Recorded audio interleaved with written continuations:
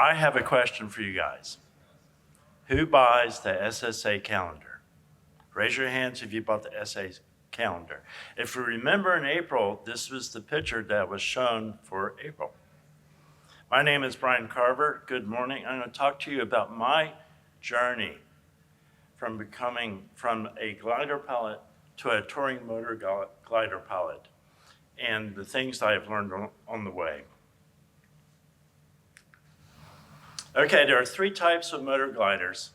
The first one is the sustainer motor glider. It is not self-launch. It is used for, in case you have some poor planning, that thermal didn't give out, it's a way to save your butt and get yourself home. The next one is the self-launch motor glider. And this is actually capable of taking off, minimum ground crew, and it's a way of getting around and up in the air. You fold the prop, the engine back, and you hopefully find that thermal and keep gliding. The last category is a touring motor glider. What is a touring motor glider? So there's two characteristics that I think that distinguishes from other self-launch for touring motor gliders, and that's it's one, it can take off, and it can have sustained cruise under engine power. Sustained cruise under engine power. And here's a good example. When I bought my glider, there we go. I thought it was on. So when I bought my motor glider, I actually ferried it from Michigan all the way to South Carolina.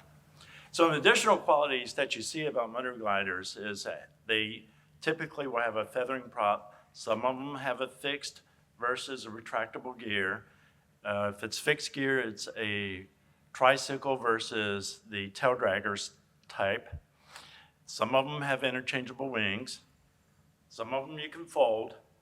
And what's nice about a motor glider is they have low burn rates, typically 4 to 6 gallons an hour, depending on the engine and cruise configuration. Now, we all have seen the Dunning-Kruger effect. And a lot of times we bring this chart up to say, oh, this guy's really dumb. But it's really, the Dunning-Kruger effect is really about a journey of learning. And the first stage we always go through is naive. Now, since this is a little bit about my journey and what I've learned about myself, okay, here's the cocky part. I got a lot of hours as a glider. I'm a CFI. I actually have really good mechanical skills.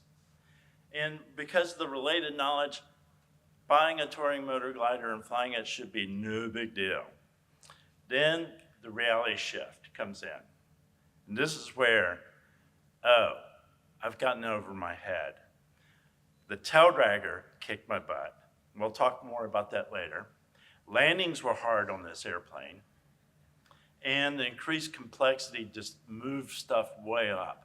So this is the reality shift that I was going through with this machine. Then the next stage is where you realize I'm in over my head. It's time for some humility.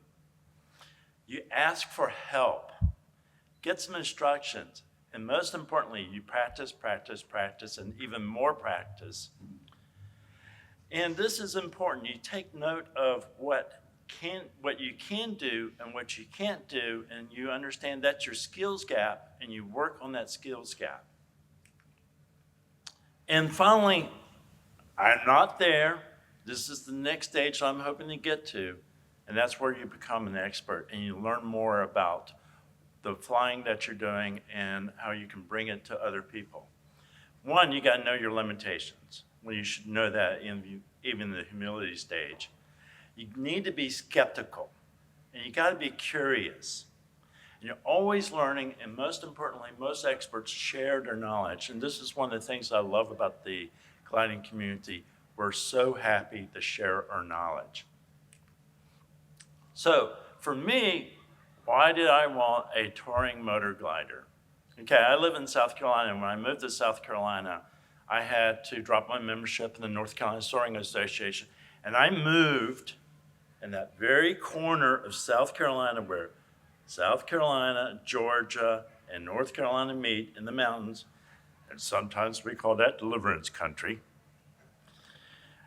And the nearest glider club was in Spartanburg, South Carolina. Any members from Spartanburg here? Well, hopefully we have some people from South Carolina here. It was an hour 45 to 2 hours drive to Spartanburg if I want to be part of that club. So that made it a little bit difficult. Now I moved to Columbia, South Carolina, and now only had an hour and a half drive to Bermuda High. Who's been to Bermuda High? Such a great facility. Love Jane, worked with Frank before, and they're great people, and Franklin does a great job of running the facility. Okay, so cross-country capability was one of the items that I wanted out of a motor glider. I also want to be able to soar. After all, I am a glider pilot. Turns out that touring motor gliders can soar if you have a strong thermal. Now, the one thing that we know, when we call this the airplane shortcut. And I'm going to be honest, I took the airplane shortcut. I want the capabilities of an airplane, but I don't have a single engine license. I only have 6 hours in a Cessna 172 or 152. So that meant I would have to relearn all the 40 hours all over again if I can get someone to sign off on 40 hours. But I was a glider pilot with Aerotow endorsement, and it's pretty easy to go get a self-launch endorsement. So it was an easy transition with minimum training. What are my choices? There's lots of them. Many, many different choices. The Grobes, STEMIs, the Pipistrels, and let's go and talk about some of the few choices. The Pipistrel virus, this is the one I actually got my self-launch endorsement in. I was impressed with its glide ratio, even at 17-to-1. My instructor at the time, we shut the engine off, we glided back to the airport, we landed without an engine. He was following a decent curriculum with the self-launch endorsement. The next one is my favorite, the Grobe 109. I remember the first time I saw a Grobe. I was in Harnett County, which is about an hour south of Raleigh, North Carolina. And this guy who owned one in Chapel Hill would come in occasionally, and it would come in with the prop barely turning and as silent as possible. And I was going, that's so cool. Of course, this was back in the 90s. And a contemporary aircraft of the Grobe would be the Diamond Katana. Now, what were my decision factors for picking out which TMG, which touring motor gliders? Had to have 2 seats. I wanted to be able to bring a friend along and share the ride. It had to be affordable. In other words, I had a chunk of change and it had to sit within that chunk of change. I wanted it to be safe. It was very important for me to be safe in this guy, and it had a decent cruise speed.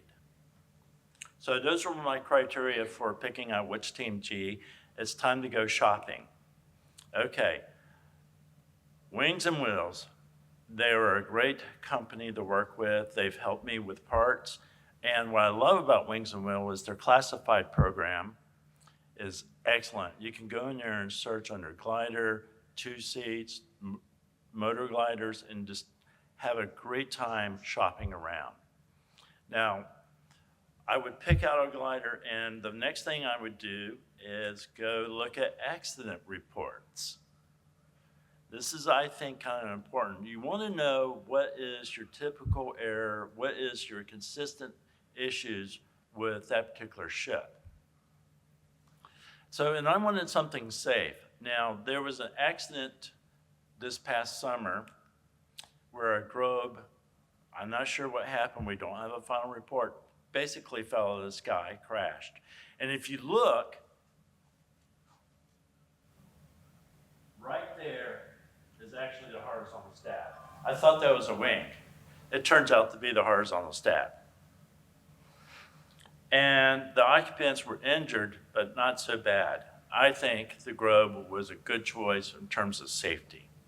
So researching the accident reports, so I would find a glider, look at the N number, and lo and behold, The glider I was really seriously looking at had an accident. This accident was back in 1986. It's an 84-year manufacture, and this is a peculiar thing about the Grove. It has a 3-stage prop: feathered, climb, and cruise. Now, when you decide to go and do a turnaround with your prop in cruise mode, you're not going to have the rate of climb you need to get out safely. And they had an accident, hit some trees, crashed, and broke the tail. So this airplane's been flying since that repair, and it's been doing really well. So I pulled the trigger, spent my money, went to Michigan, bought the airplane, took the selfie, sent the picture to my friend, and said, yeah, this is it. This is going to be the thing. So I got some videos. Let me pop over to the video thing. So we did a small walk around. We pulled it out of the hangar, put the wings on, and this is what it looks like. You know, when you're making a new aircraft purchase, it's something that's very personal, and you have to, just reveal in it. Then when you get through with that, so we had to ferry the airplane from Michigan to South Carolina. Lee Larder was, he's occasionally on the contest circuit. He was my CFI instructor as well as the ferry pilot, helping me through the process of getting it from Michigan down to South Carolina. And you gotta take the picture with the sunglasses. Gotta look slightly cool. And this is our flight down. We're above the clouds, above the mountains. And the airplane did a great job of making the long distance flight from Michigan to South Carolina. We had to do this over 2 days.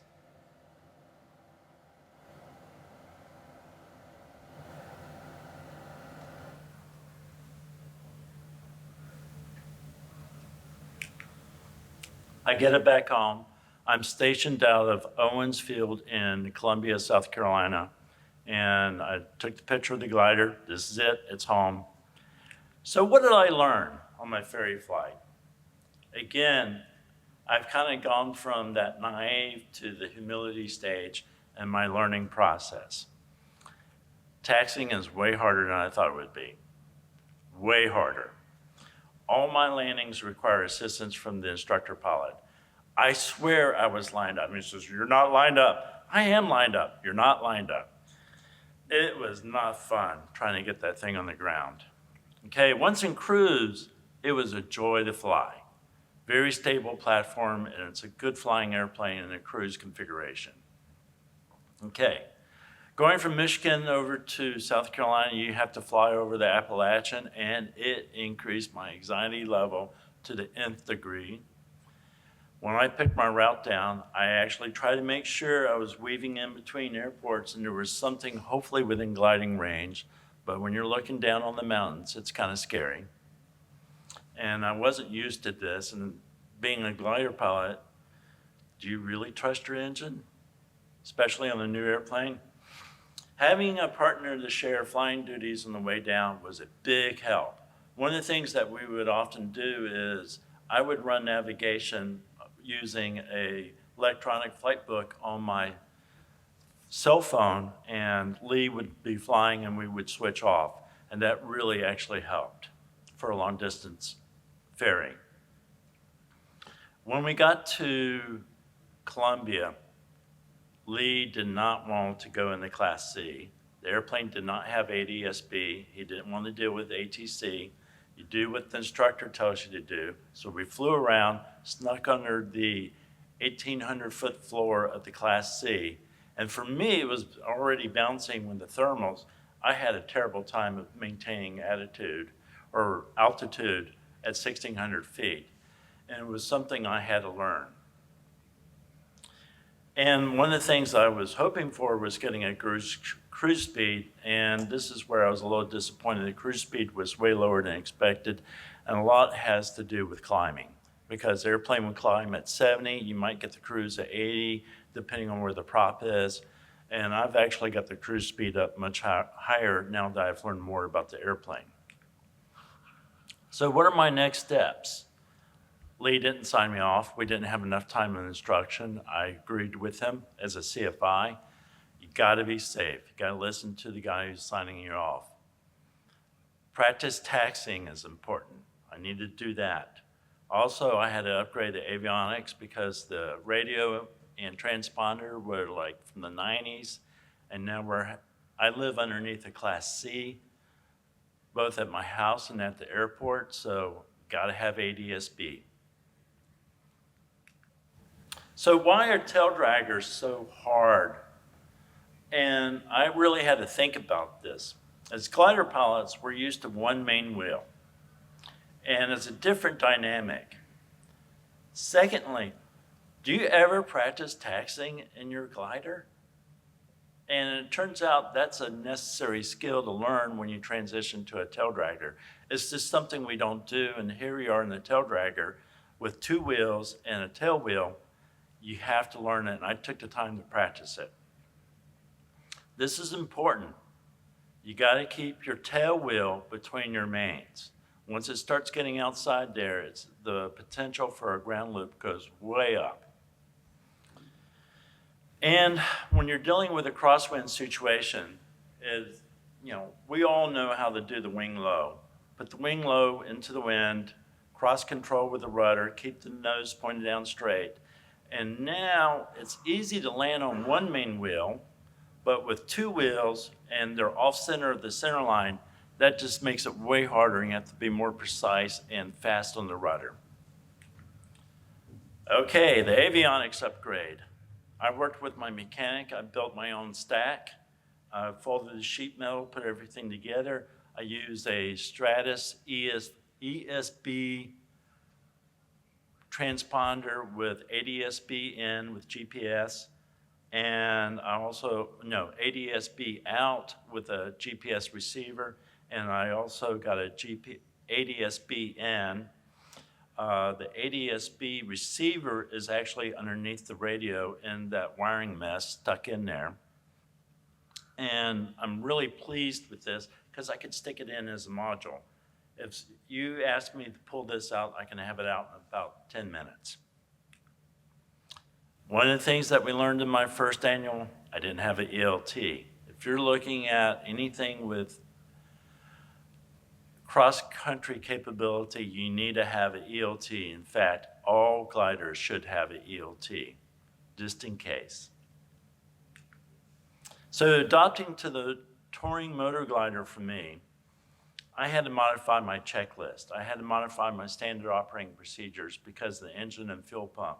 The Grove 109 has an electric fuel pump, and it's important to turn that thing off on takeoffs and turn it off in the air, turn it back on when you're landing. Now I have to pay attention to the oil temperature and cylinder head temperature. That was something kind of new to me, and I have to actually add to my complexity. I have to be more precise with my takeoffs and landings. And this is something I never really thought about until I had this. Well, I did think about it.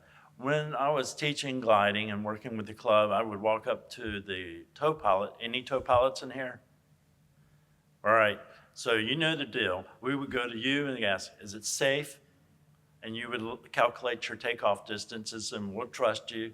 We'll just hang on the back and let y'all do with the takeoff distances, and we'll figure out our landing distances. Now you have to do both. Now, I spent all my time as an instructor burning circuits, occasionally a little cross-country here and there, and honestly, I'm terrible with the radio. I don't understand or have the good skills with the verbiage with talking with ATC. And flying cross-country under ATC was a skill set I had to learn and adapt.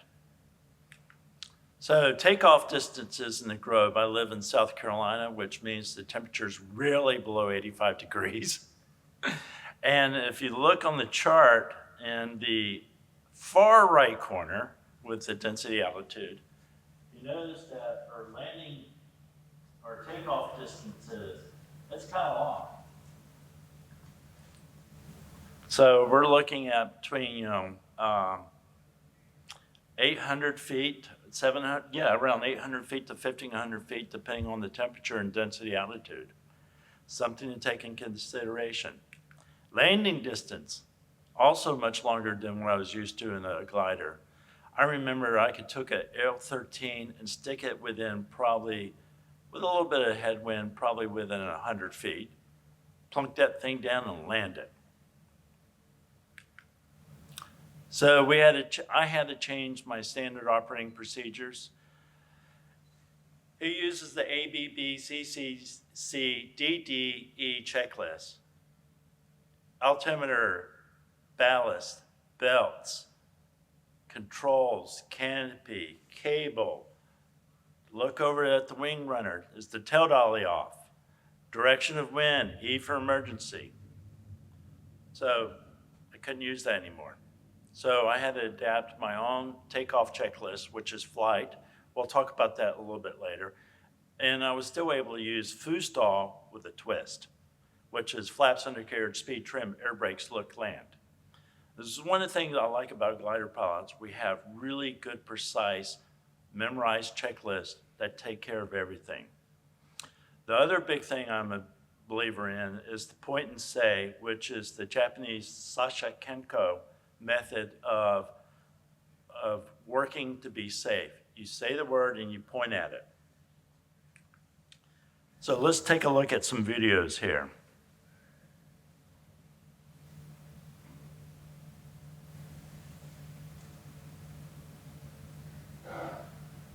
So takeoff checklist. Use the acronym FLIGHT. Now, notice on my taxiing, pay attention to the knees. You notice they're moving.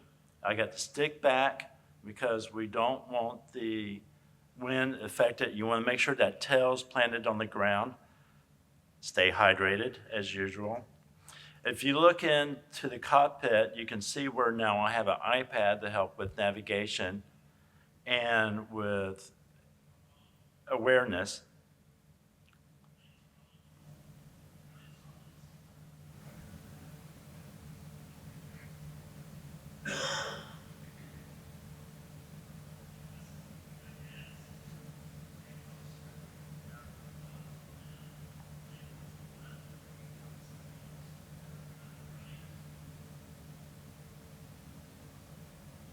T for talk.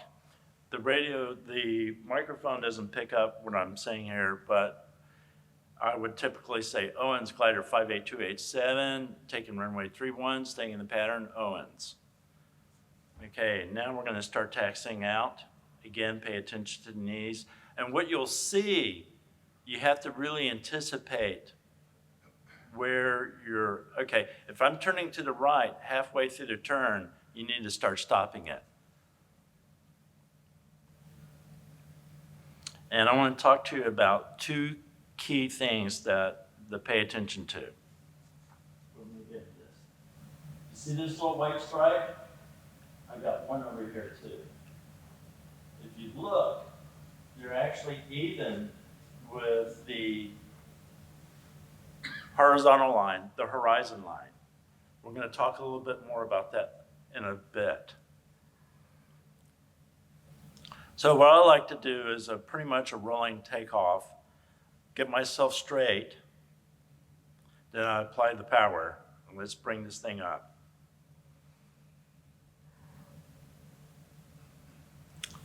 And the Grove really does a nice job of taking off. Now, a little bit later on, I worked with an instructor. If you notice, I got the death grip going on. He actually kind of beat me out of that. Now we're up in the air. So let's take a look at the landing, and I want you to see how we're working that stripe with getting the right attitude for this position, and that's something that was kind of helpful for me. All right.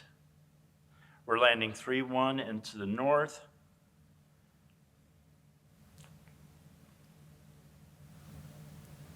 And Owens is right next to a bunch of railroads. They actually do staging there. And as we make the short final into here,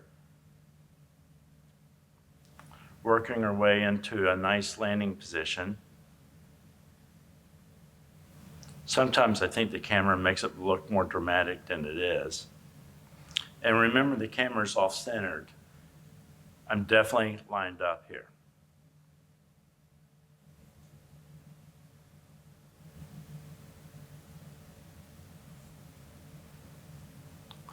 As we approach in, I'm actually going from about 60 knots, transitioning to 50, bringing back the stick, trying to hopefully slow down to about 50 knots and touch down. You can see how I'm using the stripes, keeping it with the horizon line for my landing attitude.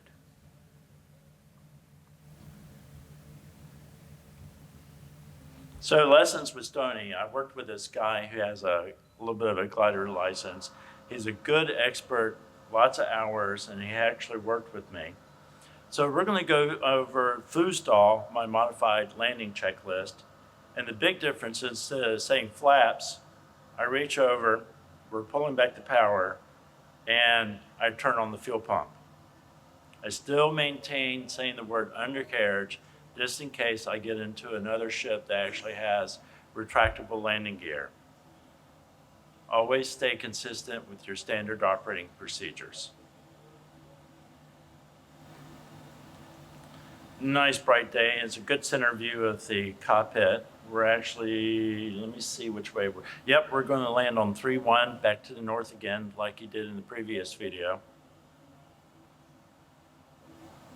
Now, I took about 4 flights with Stoney. He took 1 flight and I took 3 flights. And my first flight, I had a really good landing, and I wasn't able to repeat it on the second 2 flights. And I think we're about to roll into our short final here. Always look to the right in case there's traffic coming in. And you can see I still have that death grip. If you notice how Stoney is manipulating the stick, he's keeping a really light touch. Of course, he's following along, but I actually had to change my own behavior with manipulating the stick and trying to maintain a light touch. One of the things he suggested that actually really helped was to actually put in some heavier trim and actually use your fingertips to feel the stick.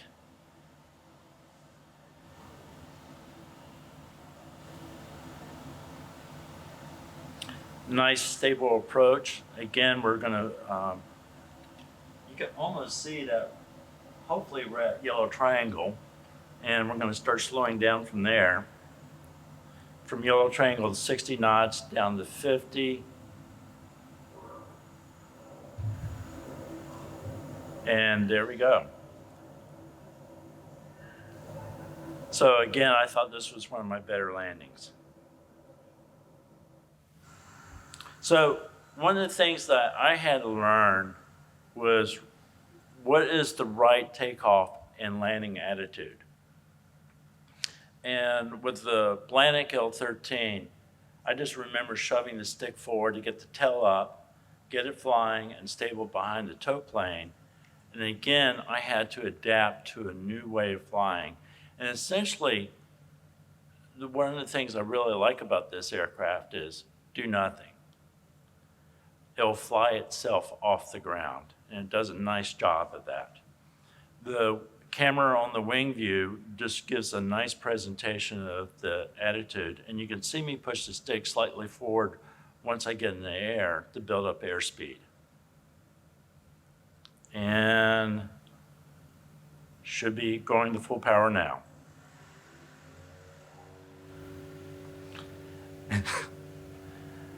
Now, if you ever owned a Volkswagen, it still has that Volkswagen sound.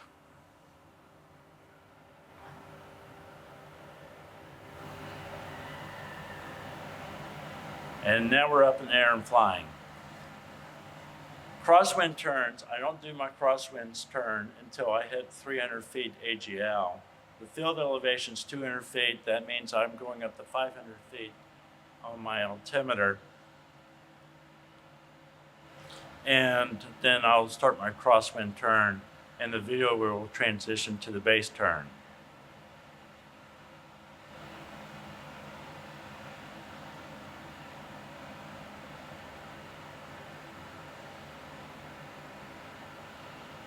And pretty much it keeps that same pitch attitude throughout the climb.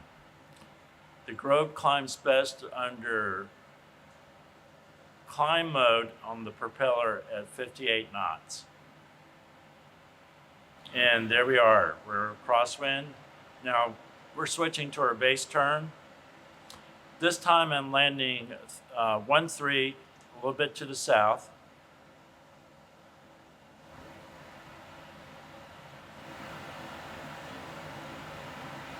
And if you look carefully, you can start seeing the spoilers come up. These aircraft are heavy and they have pretty good sink rates, and it does not take much in terms of spoilers. Here I think I was a little high. I'm pretty much full out in the spoilers, or close to it.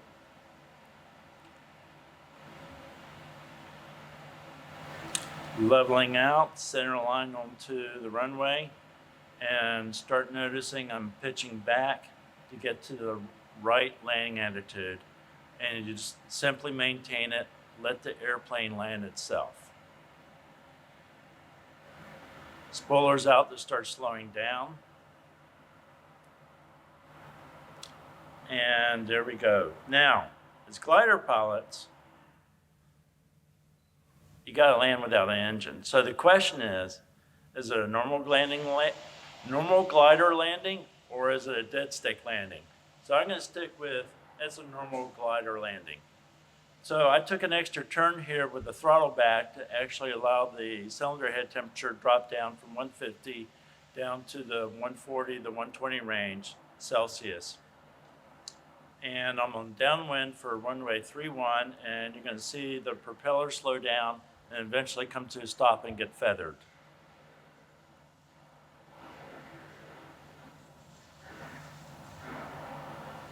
And there it is, it's feathered, and it comes to a nice vertical, easy out of the way.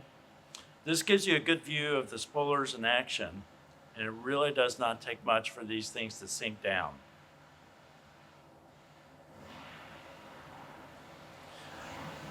My shadow is going to start appearing on the left-hand side, and this is a great way, if you look at the shadow, you can actually start seeing the rudder inputs for the landing, and it gives you a good idea. There's not much until you start slowing down and get on the ground.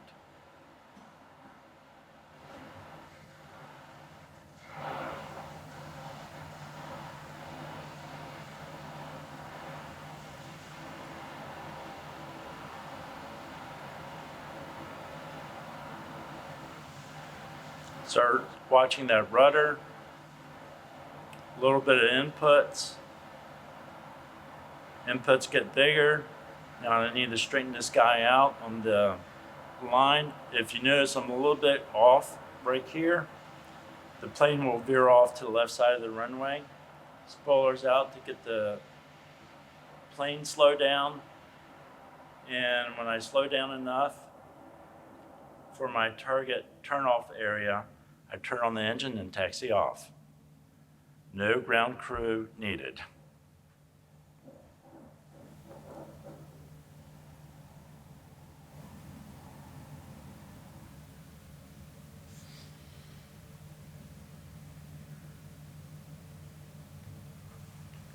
So we run through our videos. So what are the pearls, the most difficult things about owning a motor glider? It's the engine. It's probably your number one area of the most complexity and work. And seriously, it's all about the engine. Unfortunately, in my 2024 annual, I have a low compression. We pull the heads off. And if you notice here, cylinder number one,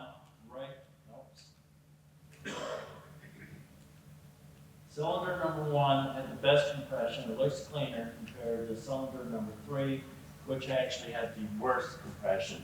And you can see the buildup of carbon deposits and lead and whatever.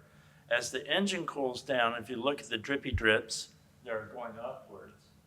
This is probably where it actually cools down, leads in between the, what they call a compression head gasket right here, and into, it's a gasket or a head gasket they stick in there to add a little bit of compression space for the engine. It's the way Volkswagen and Porsche had designed this particular head. Eventually, they did recommend getting rid of it. Here's the exhaust port for engine cylinder number three.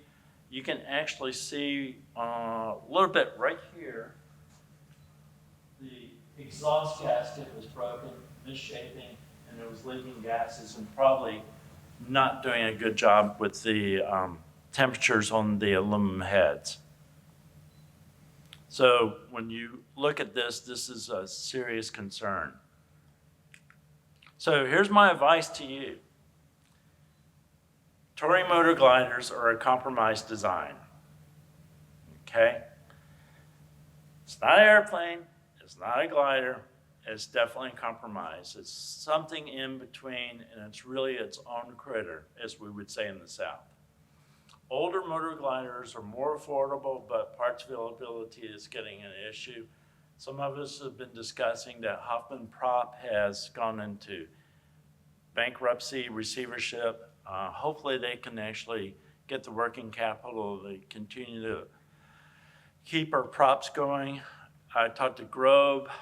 They no longer support this engine, so me, my mechanic, and the machinist were trying to work out new heads. Here's another thing. You really should learn how to be your own mechanic and work with a qualified A&P. There's the number of mechanics that are there are less and less mechanics and A&Ps in this country, and if you can help them do their job better, and as well as understanding your aircraft better, it is a great relationship if you can find that A&P. Now, if you're like me, and you don't have that air traffic control experience, get some. Now, I will say that the newer touring motor gliders are much better designed. And the Pipistrel, I did hear someone at the conference saying the Pipistrels are subject to hanger rash because they got really thin skins. But the Phoenix is a very well designed airplane, and all the videos and all the stuff I've seen online makes it a really good high performance glider as well as the touring motor gliders. The wings on these guys are long. My wings are 57 feet and it takes up a lot of space and it's hard to take the wings on and off. I can fold the wings and do it by myself, but it's a lot of work. Remember, it's not an airplane, it's still a glider, but it doesn't have the performance of a lot of gliders. So again, work with your mechanic. This year during the annual inspection, my mechanic has a great option. We did a CAT scan of my wings and we sent the CAT in there. He expected the wings and he pulled them out. John Cohen over at Camden Field in South Carolina did a great job with the CAT scan inspection. So what are the joys for me of owning a touring motor glider? The low fuel cost, burns about 4 to 5 gallons an hour. Even at 80 knots, it's still faster than a car, unless you have a headwind and ATC sends you 20 nautical miles out of the way. Visibility on these things are often really good. The Pipistrel is a little bit harder because of the high wing, but man, they actually have great visibility. No tow fees and minimum ground crew. So a little bit about me. I didn't want to put this at the beginning. I grew up around airplanes. My dad was a pilot in the Air Force, and after many years, he ended up actually retiring out of the Air Force with a medical, but we would used to fly gliders together. We started off going, gliders are simpler. The RC gliders, then we'll get some power RC airplanes. We never went there. We always stuck with the gliders because it was so much fun being able to take a glider and soar it with the buzzards and the hawks. So after my dad passed away, I decided I'm going to become a real pilot. I had a friend who also flew RC gliders. He got me in the North Carolina Soaring Association. I worked my way up from a student pilot to a CFI. I was the chief flight instructor, and over the years, I did about 160 hours of instruction given. And regardless of some of the negative aspects of the TMG, I really do enjoy my touring motor glider. Any questions? Okay, you first. How long does it take you to fold the B model wings? It takes quite a bit of time. Okay, the question is, how long does it take to fold the wings? If you have the magic equipment, it's not bad. It'll probably take me 10 minutes to fold the wings and get them stationed out. So I actually happen to have a lift that'll pick the wing up, get the tension off the pin, pull the pin out, rotate it 90 degrees, and walk it to the side and clamp it to the tail. I believe we actually have a picture of it folded up in here.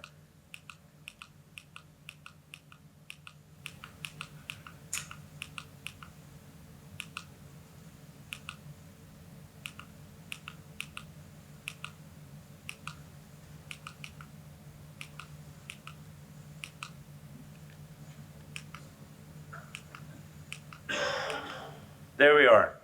The one thing that makes the B model better than the A model on the Grove is once you pull the wings out, it actually still supports it at the main spar, and that's just a heaven sent. If you can look right there, there is a hinge mechanism that keeps it in place and slides in place. We had a question back here. With regards to the engine, is there any STC available and any interest in putting a Rotax 912 in it? That's a great question. So the question is can we upgrade the Grove to a better engine and better configuration? So that's a funny story with an interesting price tag with it. So I called up Grove and said, look, I need to get my heads replaced. And they said, well, for 120,000 euros, you can have a new Rotex, a new prop, new cowling. So they do actually offer a new kit upgrade, but you have to take your airplane to Germany to get it done, unfortunately. Any other questions? Yes, sir. Insurance experiences. That's a good question. So what does my insurance cost? Thank you, Bob Costello. I'm paying $2,000 a year. So, if you came to the talk that he gave the night before about insurance cost and what Costello Insurance does, and I forget the new name, about lowering the price. So after I put my whole value at $65,000, and after my avionics upgrade, I moved up the whole price to about $75,000, but my discount kind of evened it up, and I still ended up paying about $2,000. Now, I have looked at a commercial operation for this because I am a CFI. I was interested in doing self-launch endorsements as well as offering rides. Unfortunately, this is where the economics starts getting a little weird. Between maintenance cost, $5K insurance for a commercial operation, and the $3K that I have to pay in property taxes. Remember, this is a property tax state in South Carolina. It's going to be hard to actually look at doing justifying the cost of the extra $3K for a commercial operation. Any other questions? Yes, sir. I noticed watching your landing videos under power versus gliding in. Yes. On the rollout for a tail dragger, can you tell the difference with engine off, or did it seem any easier? Or That's a great question. So when I went to Tucson, Arizona, I worked with a guy named Phil who has a Grove 109B, and he actually does self-launch endorsements, and he's a great glider instructor as well as, he was a good instructor. So he said it's better to land with the engine off. And we did all our circuits with the engine off. We would take off. It was actually 90 degrees in Tucson. It was hellaciously hot. We would take off, climb the altitude, pull back the power, wait for the head temperature to drop, shut off the engine, pull the prop, and we would do our landings this way. It's actually way easier to control that way. The extra prop gives you a little bit longer rollout and gives a little bit extra energy for the landings. So it is easier to land with the engine off than prop feathered. Questions? I want to thank you for coming to my talk, and I hope this was interesting for you because I do love my touring motor glider, and it's a different way or different aspect of gliding that we have in our community. So thank you.